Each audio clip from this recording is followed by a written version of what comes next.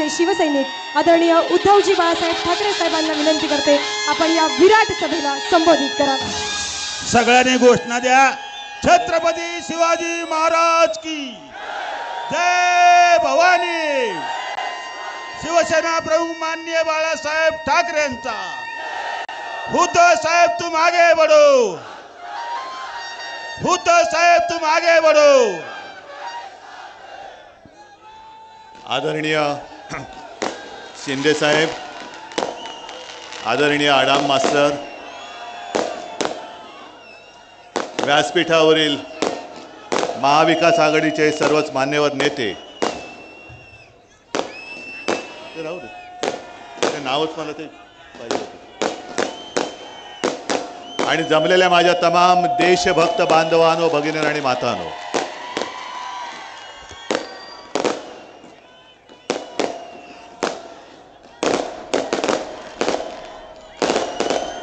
प्रणिती तुझी 4 जूनची तयारी जोरात आहे.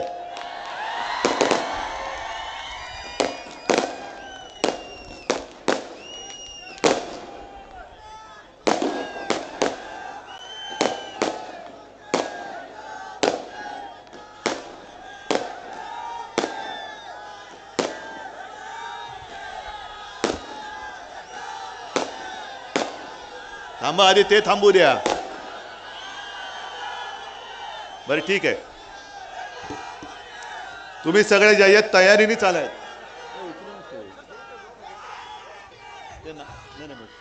ते राहू दे, नाव कठीण म्हणून मी लिहून ठेवलेलं नाही.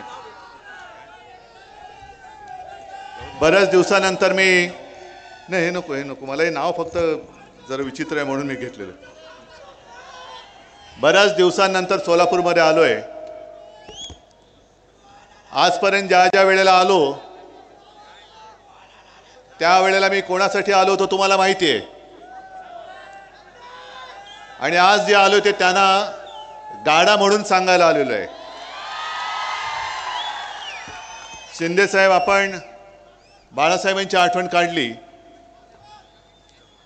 आणि तुम्हालाही कल्पना असेल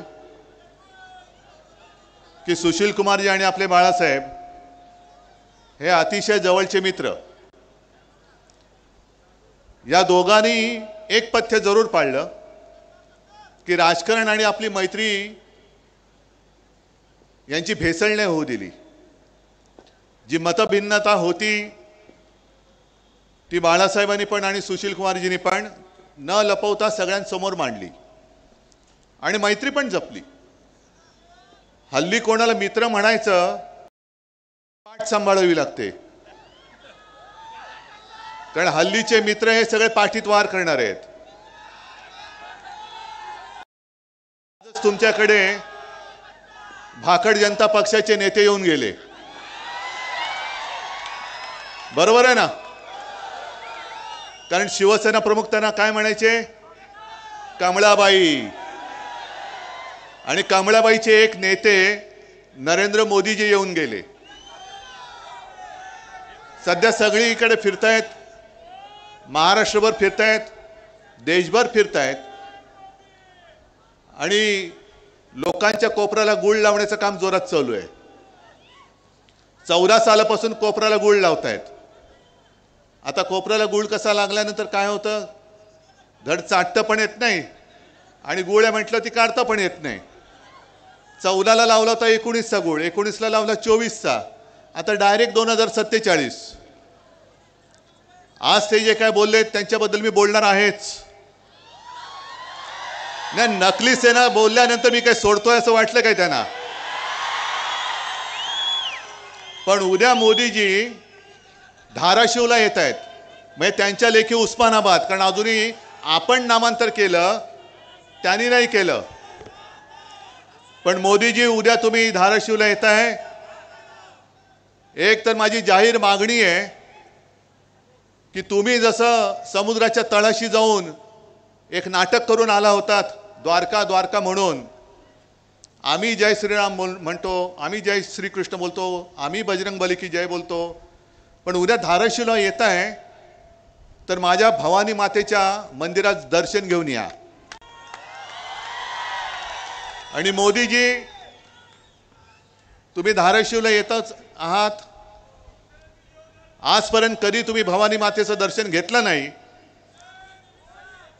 निदान उद्या तुमच्या भाषणाची सुरुवात करताना माझ्या भवानी मातेचं जे काही तुमच्याकडे लिहून दिलेलं असेल, तुमच्या भाषण लिहिणाऱ्यांनी ते कौतुक तरी करा. तुळजा भवानीचे आशीर्वाद घेऊन असं काहीतरी बोला.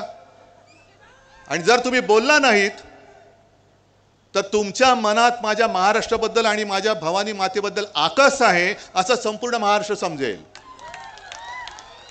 आणि जर तुम्ही बोललात तर तुमचा नोकर जो निवडणूक आयोग बसलेला आहे त्याला म्हणा माझ्या शिवसेनेचं जे मी मशाल गीत केलं त्याच्यात जय भवानी जय शिवाजी, त्यातल्या जय भवानीला तो आक्षेप घेतलाय, त्याला म्हणा घरगड्या तू तो आक्षेप बाजूला काढ.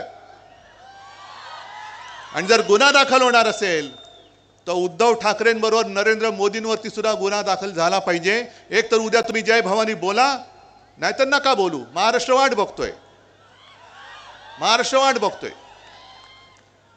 हे सगळीकडे त्यांचे जे काही चालले थोतांड, आज परत एकदा ते आपल्या शिवसेनेला, ज्या शिवसेनेने आज या सगळ्या माझ्या भगव्या टोप्या नाही आहेत, ह्या मशाली आहेत पेटलेल्या, या मशाली पेटल्या आहेत. आणि कालपर्यंत तुम्ही आमचं प्रेम अनुभवलं, आता मशालीची धग काय असते ते बघा. या मशालीच्या धगेमध्ये तुमचं कमळ नुसतं मळ राहिलाय, ते कसं कोमेजतं ते बघा. आणि तुम्ही कोण आम्हाला सर्टिफिकेट देणार आहे? अहो, जेव्हा शिवसेनेचा जन्म झाला 66 साली, शिवसेना प्रमुखांनी भूमिपुत्रांच्या न्याय हक्कासाठी म्हणजे मराठी माणसासाठी आणि मराठी अस्मितेसाठी, महाराष्ट्राच्या अस्मितेसाठी शिवसेनेला जन्म दिला, तेव्हा मोदीजी एक तर तुम्ही कुठेतरी हिमालयात असाल किंवा कुठल्या तरी रेल्वे स्टेशनवर असाल. नाही, नक्की तुमचं काहीच कळत नाही आम्हाला. आणि आज तुम्ही आमच्याकडे येऊन ज्या शिवसेना प्रमुखांनी काळात म्हणजे अटलजी तेव्हा तुम्हाला केराच्या टोपलीत टाकायला निघाले होते, राजधानी होगा असं म्हणून तुम्हाला उचलून फेकत होते. केराच्या टोपलीत जर का गेला असतात तर मोदीजी 10 वर्ष तुम्हाला जी भोगायला मिळाली ती भोगायला मिळाली नसती. आणि तुमच्यासाठी आज तमाम शिवसैनिकांनी, जसं प्रणिती तू बोललीस, सोलापूरकरांनी, अख्ख्या महाराष्ट्राने, अहो काय गंमत आहे 48 पैकी 42 खासदार निवडून देण्याचं. पण शिवसेना बरोबर होती म्हणून तुम्ही त्या तख्तावरती बसला. आता शिवसेना तुमच्या सोबत नाही, त्या तख्तापर्यंत तुम्ही पोहोचू शकत नाही, पोहोचू देणार नाही. आणि संकट काळामध्ये मदत करणाऱ्या शिवसेनेला तुम्ही नकली शिवसेना म्हणता. अहो, तुमच्या भारतीय जनता पक्षाचा भाकड आणि भेकड जनता पक्ष झालेला आहे. प्रत्येक ठिकाणी माणसं पैसे देऊन गोळा करावे लागत आहेत. इकडे मी तुम्हाला सगळ्यांना विचारतो, एक तरी माणूस कोणी भाडकाऊ आहे काय? तुम्ही स्वतःहून आलात ना, स्वतःची पदरमोड करून आलात ना. बघा मोदीजी, असं प्रेम, याला प्रेम म्हणतात. आज जणू काही देशातले सगळे पक्ष प्रश्न संपलेले आहेत आणि फक्त महाराष्ट्रामध्ये शिवसेना हाच आपला दुश्मन आहे. नाही, टरबूजाचं काय करायचं तुम्हाला माहिती आहे? अरे पण टरबूज असताना ते उन्हाळ्यात कामी तरी येतं, हे दुष्काळात 13वा महिना आहे. आणि हे टरबूज नाहीच आहे. ते दिवाळीमध्ये काय चिरडता तुम्ही? चिराट. मग आले तेव्हा टरबूज होते, आता पाव उपमुख्यमंत्री झालेत की नाही चिराट? मग होता केवढा, झाला केवढा. पण असं हे सगळीकडे जे यांचं चाललेलं आहे थापेबाजीचं. अहो मोदीजी, तुम्हाला ही आमची कडवट देशाभिमानी हिंदुत्ववादी शिवसेना नकोय. तुम्ही कोणाचा प्रचार करतात माहिती आहे तुम्हाला? काल रत्नागिरीमध्ये मी बोललो की 14 साली आणि 19 साली मोदीजींबद्दल आम्हालाही अभिमान होता. काय ती छाती, काय ती दाढी, एक अकेला सब पे भारी. आता एक अकेला सब पे भारी, आजूबाजूला भ्रष्टाचारी. कुठून ही अवदासा सुचली तुम्हाला काय कळत नाही आम्हाला. पण मुद्दामून आम्ही जरा 2 वेळा कागद पडत होता तरी सुद्धा हातात ठेवल्या कारणे नाव जरा विचित्र आहे. आमच्यासारखे कडवट शिवसैनिक जे देशासाठी, सुशील कुमारजी तुम्ही जे बोललात ना, सर्व धर्म समभाव, शिवसेना प्रमुखांनी प्रत्येक वेळेला सांगितलं की आमचं हिंदुत्व आहे, आमचं राष्ट्रीयत्व आहे. जो या देशाला आपला मानतो तो आमचा आहे. आणि अशी यांना शिवसेना नकोय. ही यांना नकली शिवसेना वाटते. पण मी तुम्हाला सगळ्यांना सांगतो, तुम्ही यूट्यूब बघता का? मग घरी गेल्यावरती इकडे नका चालू करू, नाही तर माझं भाषण अर्धवट राहील. घरी गेल्यानंतर मुद्दामून ते रवीश कुमार म्हणून आहेत पत्रकार, त्यांनी आज एक व्हिडिओ टाकलेला आहे, भारत का सबसे बड़ा सेक्स स्कॅन्डल. बाजूच्या राज्यातला एक काय त्याचं नाव प्रज्वल रेवन्ना, मला असं वाटतं देवेगौडांचा नातू, माहिती आहे ना. आणि त्याचे कितीतरी असे पाहून ते व्हिडिओ बाहेर आलेत. आणि मोदीजी त्याला सांगतायत की या प्रज्वलला मत दिलं म्हणजे माझे हात बळकट होतील. हे असे तुमचे कळकट हाताचे बळकट हात, हे अशी माणसं तुम्हाला पाहिजेत. ही संस्कृती तुम्ही जपलीत. अरे अटलजींचा आत्मा तिकडे रडत असेल ढसाढसा की कोणाच्या नाकर्त्याच्या हातामध्ये आज भारतीय जनता पक्ष आहे. बरं, ही घराणेशाही त्यांना चालते. जे सेक्स स्कॅन्डल करतात मोदीजी, त्यांची घराणेशाही तुम्हाला चालते, त्यांना तुम्ही पाठिंबा देता, व्यासपीठावर घेऊन मिठ्या मारता, काय त्यांचा प्रचार तुम्ही करता. पण शिवसेना प्रमुखांची घराणेशाही ती नाही चालत तुम्हाला. अहो, आमची घराणेशाही जनता बघेल. आणि मी अनेकदा त्यांना आव्हान दिले, आज सुद्धा तुमच्या साक्षीने देतो, सोलापूरच्या साक्षीने देतो. मला अभिमान आहे माझ्या आई वडिलांचा. आणि मोदीजी, मी माझ्या 7 पिढ्यांचा पूर्ण इतिहास मांडायला तयार आहे. तुम्ही तुमच्या 7 पिढ्यांचा मांडा आणि जनतेला ठरवू द्या कोणती घराणेशाही पाहिजे ती. माझी तयारी आहे, चला होऊन जाऊ द्या. आज सुद्धा ते आले. कारण आता लोकांच्या मनामध्ये एक शंका, ही शंका नाहीये, हे सत्य आहे. कारण त्यांची जी 10 वर्षातली कारकीर्द बघितली, तर ती कारकीर्द बघितल्यानंतर 10 वर्ष त्यांनी जे काही केलं, आणि ते म्हणतात हा तो ट्रेलर होता, चित्रपट अजून बाकी आहे. या ट्रेलरमध्ये त्यांनी शिवसेना चोरली, गद्दारांच्या हातामध्ये दिली, हा ट्रेलर होता. म्हणजे इकडे या सभेत शेतकरी कोण आलेत का रे? आलेत ना. आता पुढचा ट्रेलर हा आमचा झाला, आता पुढचा चित्रपट तुमचा नाही झाला तर? म्हणजे जसं माझ्या शिवसेनेच्या 7/12वरती गद्दारांचं नाव लिहिलं, तसं तुमच्या 7/12वरती यांच्या सुटाबुटातल्या मित्रांचं नाव लिहिलं तर तुम्ही जाणार कुठे? आहे एक तरी यंत्रणा तुमच्या हातात राहील, तुमच्या पाठीशी राहील. आणि घटना बदलण्याचं जे काही यांचं स्वप्न आहे, म्हणून ह्यांना 400 पार करायचे होते. पण अश्वमेधाचा घोडा नव्हता यांचा, अश्वमेधाचं खेचर होतं, ते आढळलेलं आहे आता. अरे अश्वमेधाला सुद्धा घोडा लागतो रुबाबदार, हे खेचर आहेत. गाढव म्हणा, काही म्हणा.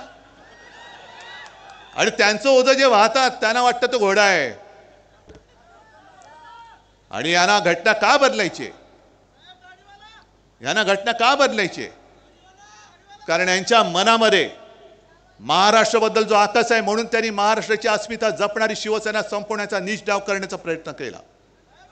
जय भवानी या शब्दाला त्यांनी आक्षेप घेतला. आणि आता घटना का बदलायची माहितीये? ज्या महाराष्ट्राच्या सुपुत्राने डॉक्टर बाबासाहेब आंबेडकर, ज्यांना आपण महामानव म्हणतो, दैवत,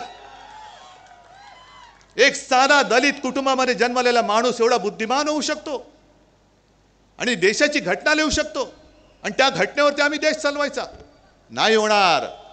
महाराष्ट्राच्या सुपुत्रांनी लिहिले, एका साध्या माणसाने लिहिलेली घटना, मोदीजी तुम्ही त्याच्यासाठी म्हणून तुम्ही बदलायला निघालेले आहात. पण तुम्हाला काय वाटतं? तुमच्या एकट्याच्या डोक्यात आलं म्हणून काय देशाच्या डोक्यात येईल? तुमच्यामध्ये जर का, भाजपामध्ये जर का हिंमत असेल, तर ज्या घटनेवरती हात ठेवून तुम्ही शपथ घेतली, त्या घटनेला, ती घटना मोडण्यासाठी पुन्हा हात लावून बघा. संपूर्ण देश पेटून उठल्याशिवाय राहणार नाही. आकस आकस म्हणजे किती ठेवायचं मनामध्ये आकस? आज ते जे काय बोलतायत की आरक्षण रद्द करण्याचा मार्ग आम्हाला कदापि मंजूर नाही, हे घेऊन आम्हाला कदापि मंजूर नाही. चांगली गोष्ट आहे, टाळ्या वाजवायला चांगलं वाक्य आहे. आरक्षण रद्द करण्याचा मार्ग तुम्हाला मान्य नाही तर गेले 5 वर्ष माझ्या महाराष्ट्रामध्ये जे समाज आरक्षण पाहिजे म्हणून रस्त्यावरती उतरलेत. सुशील कुमारजी, मला वाटतं कदाचित या सोलापूरमध्ये अटलजींची सभा झाली होती आणि त्या अटलजींनी वचन दिलं होतं धनगर समाजाला, बरोबर आहे ना, की माझं सरकार आल्यानंतर मी तुम्हाला आरक्षण देईन. पंढरपूरला दिलं होतं विठ्ठलाच्या साक्षीने. किती खोटं बोलायचं. अहो, विठ्ठलाच्या साक्षीने दिलेलं वचन तुम्ही, अटलजींची वर्ष गेली, यांची 10 वर्ष गेली, मध्ये माझा मराठा समाज उभा राहिला, पण आरक्षण द्यायला तयार नाहीत. आणि आरक्षणाला आम्ही धक्का लावणार नाही. मग द्यायचं होतं ना आरक्षण. आणि संपूर्णपणे हे आरक्षण देणं 50% वरती जाऊन आरक्षण देणं हे लोकसभेच्या हातामध्ये. मी वारंवार सांगितलेलं आहे, ज्याप्रमाणे त्यांनी दिल्ली म्हणजे केजरीवाल सरकारचे अधिकार कोर्टाने त्यांना दिल्यानंतरही तत्काळ लोकसभेमध्ये पाशवी बहुमताच्या जोरावरती तो निर्णय बदलला आणि दिल्ली सरकारचे, केजरीवाल सरकारचे अधिकार काढून घेऊन स्वतःच्या हातात घेतले. तसे माझ्या आरक्षणाच्या बाबतीचा निर्णय मोदीजी तुम्ही आजपर्यंत लोकसभेत का घेतला नाही हे उद्याच्या सभेत आम्हाला सांगा. आम्हाला उद्याच्या सभेत. आरक्षण काढणं आम्हाला मंजूर नाही. अहो, आरक्षण काढण्याची हिंमत करून दाखवा तुम्ही. लोकांच्या मनामध्ये जी भीती आहे ती हीच भीती आहे की हे घटना बदलायला निघालेत. आरक्षणाचं, आमच्या न्याय हक्काचं काय होणार. आणि महाराष्ट्राच्या सुपुत्रांनी, महामानव डॉक्टर बाबासाहेब आंबेडकरांनी लिहिलेली घटना, अरे त्यांच्या पोटामध्ये जे मुरडा उठतो तोच आहे की साध्या कुटुंबात जन्मलेला माणूस हा एवढा बुद्धिमान कसा होऊ शकतो. त्याला लोक दैवत मानतात. मी किती वेळा सांगतोय की तो अवतार हे सांगतो, पण मला अजून देव मानत नाही, पण बाबासाहेबांना दैवत मानतायत. या सगळ्या गोष्टीचा विचार केल्यानंतर मला काही जण विचारतात, जसं एक 4 दिवसापूर्वी मुंबईत वर्षा गायकवाड आली होती घरी. मला प्रेसने विचारलं, शिवसेनेची मतं काँग्रेसला ट्रान्सफर होणार का. म्हटलं का नाही होणार, कारण काँग्रेसच्या हातामध्ये आज मशाल आहे. त्याच्यामुळे हातामध्ये मशाल घेऊन आम्ही विजयाची तुतारी फुंकणार आहोत. काय प्रॉब्लेम आहे तुम्हाला, काय अडचण काय. भाजपा म्हणजे ब्रह्मदेव नाहीये. भाजपा म्हणेल तेच हिंदुत्व, भाजपा म्हणेल तोच देशप्रेमी, आणि भाजपच्या विरुद्ध बोलेल तो देशद्रोही. हे नाही, हे ब्रह्मदेव नाही आहात तुम्ही. आणि पुन्हा एकदा सांगतो मोदीजी, तुम्ही आम्हाला जे नकली म्हणून हिणवत आहात, नकली शिवसेना म्हणाला, मी परत सांगतो, नकली बोलायला ती तुमची डिग्री नाही आहे, ही असली शिवसेना आहे.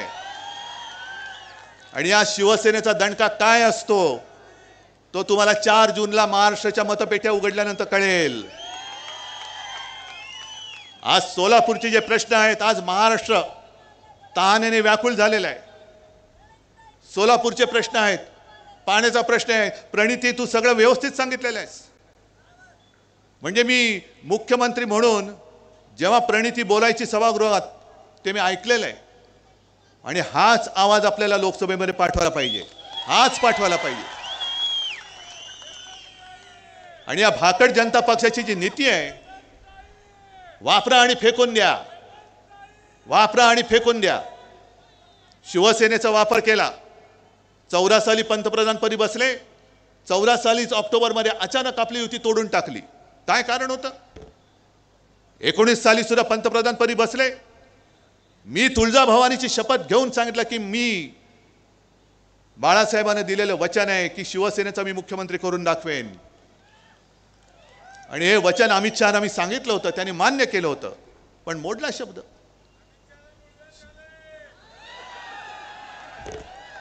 जाऊ दे बाबा, दवाखाना कुठे असेल तर तुम्हीच दाखवा. पण त्यांनी शब्द मोडला. म्हणजे वापरायचं आणि फेकून द्यायचं. आता मला सांगा, गेल्या वेळेला आपल्या इथले खासदार कोण होते हो, ज्यांच्या प्रचारासाठी शिवसैनिक सुद्धा आले होते? कोण होते स्वामी? आता कुठे आहेत? गेल्या वेळेला का दिले होते? कारण त्यांच्या भक्तांची मतं पाहिजेत, बरोबर ना. आता त्या भक्तांना विचारा, हे अंधभक्त भाजपचे एवढे मातलेत की गेल्या वेळेला तुमचा वापर केला आणि दिला फेकून. बरं, प्रमाणपत्राचा जर का प्रश्न असेल तर अमरावतीमधला प्रमाणपत्राचा प्रश्न कसा सोडवलात? तसं तुम्ही स्वामींचा का नाही सोडवलात? अरे स्वामी होते ना, स्वामी आहेत ना, हिंदुत्ववादी आहेत ना, मग सोडवायचा होता ना प्रश्न, का नाही सोडवलात तुम्ही? पण वापरा आणि फेकून द्या. त्या स्वामींना सुद्धा कळलं असेल की काय अघोर पाप माझ्याकडनं घडलेलं आहे. आणि स्वामीजी तुम्हाला मी जाहीर सांगतोय, आता तुम्ही तुमच्या शक्तीने याने शाप देऊन टाका. द्या शाप यांना. 300 जागा मिळाल्यानंतर सुद्धा त्यांनी 370 कलम जरूर दूर केला. आम्ही पाठिंबा दिला. काश्मीरचा 370 कलम दूर केलं, शिवसेनेने पाठिंबा दिला, उघड पाठिंबा दिला. पण 370 कलम काढल्यानंतर सुद्धा अजूनही काश्मीरी पंडित काश्मीरमध्ये का जाऊ शकत नाहीत? अरे काय सगळी माहिती आहे अपडेट तुमच्याकडे, अप टू डेट. अरे तुमच्याकडनं आम्हाला शिकलं पाहिजे बऱ्याचशा गोष्टी. नाही हे बोलतात ते काय अगदीच काय खोटं नाहीये. कारण ते गाणं आहे ना, ये पब्लिक है सब जानती है. आम्हाला वाटतं आम्ही शहाणे आहोत, पण आमच्यापेक्षा तुम्ही कित्येक पटीने जास्त हुशार आहात. थांबा थांबा थांबा थांबा.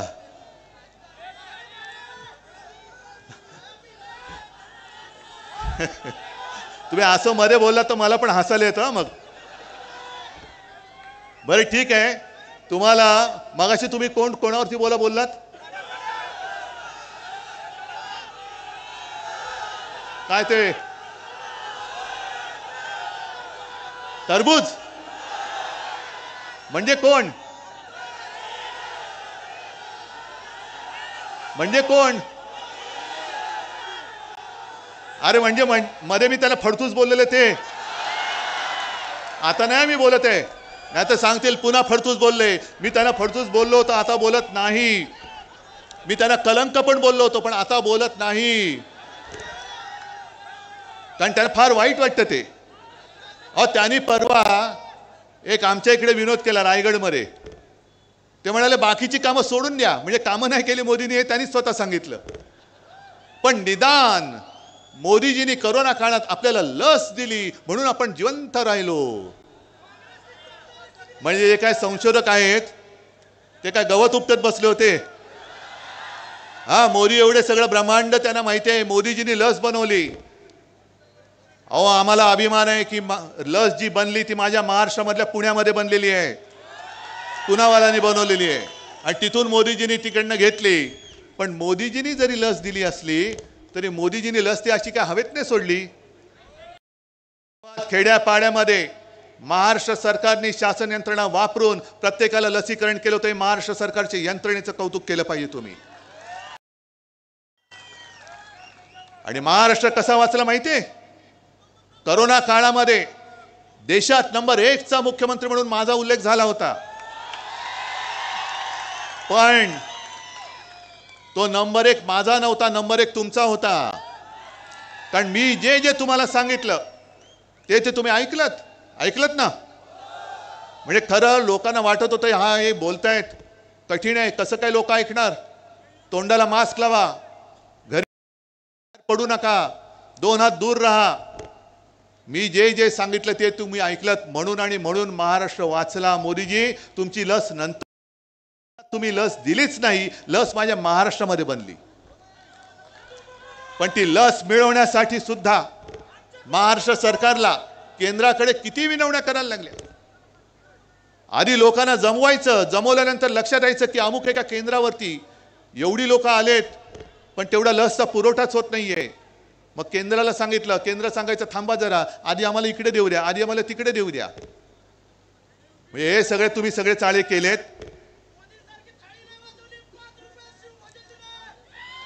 सगळं माहिती आहे तुम्हाला. बरं जाऊ रे, करोनाचा विषय तुम्हाला माहिती आहे. मला सांगा 10 वर्षामध्ये खरंच प्रामाणिकपणे हात वर करून सांगायचं किती जणांच्या खात्यात 15 लाख रुपये आलेत? एकाने तरी हात वर करून सांगायचं. आलेत? नाही आले.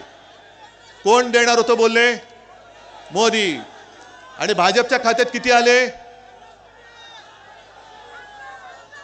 निवडणूक रोख्यातून किती आले? मोजायच्या पलीकडे आहेत, 8-10 हजार कोटी. मग आजचे दिन कोणाचे आले?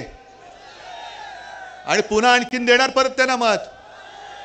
आता आणखीन एक गोष्ट सांगतो, निवडणूक रोख्यांचा घोटाळा हा जगातला सगळ्यात मोठा घोटाळा आहे असं कोण बोललं तुम्हाला माहिती आहे?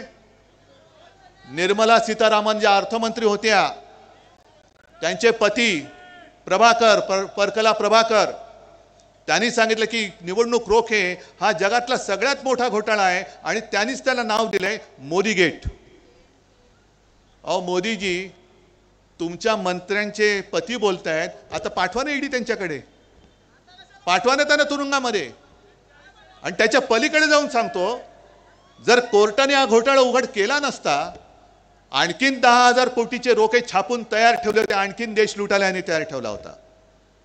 कोरोना काळामध्ये पीएम केअर फंडाच्या नावाने जो लाखो करोड रुपयांचा घोटाळा केला तो वेगळाच आहे, तो वेगळाच आहे, त्याच्याबद्दल कोणी विचारायचं नाही. हा म्हणे प्रायव्हेट फंड आहे. प्रायव्हेट म्हणजे काय? पीएम म्हणजे कोण? आणि उद्या पंतप्रधान मोदी नसणार आहेत, मग तो फंड कोणाकडे जाणार आहे?